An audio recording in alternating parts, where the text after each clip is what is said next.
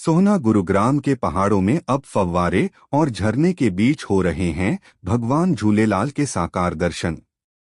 वरुण देव जी की तपोभूमि पावन नंगली धाम सांप की नंगली में फिलहाल ही स्थापित हुई भगवान झूलेलाल की दिव्य मूर्ति फाउंटेन और लाइटिंग से जगमग हो गई है।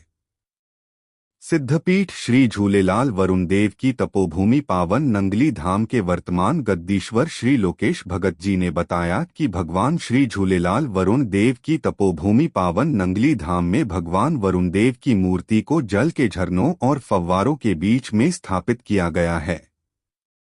इस मूर्ति की स्थापना इसी वर्ष झूलेलाल जन्मोत्सव के उपलक्ष्य में की गई थी, जिसमें सिंधी समाज से बाबा झूलेलाल के परम भक्त शिवकुमार नेनवानी जी ने विशेष सहयोग किया था। अब इसमें लाइटिंग व फाउंटेन के साथ साथ वाटरफॉल भी बनाया गया है, जिससे यहाँ की रौनक बढ़ गई है। भगवान झूलेलाल वरुण देव की तपोभूमि पावन नंगली धाम के बारे में और भी रोचक जानकारी देखने के लिए लोकप्रिय सिंधी चैनल सिंधी नॉलेज को सब्सक्राइब और शेयर जरूर करें। जुड़े रहें और देखते रहें किशोर स्वर्ण इसरानी के साथ सिंधी नॉलेज।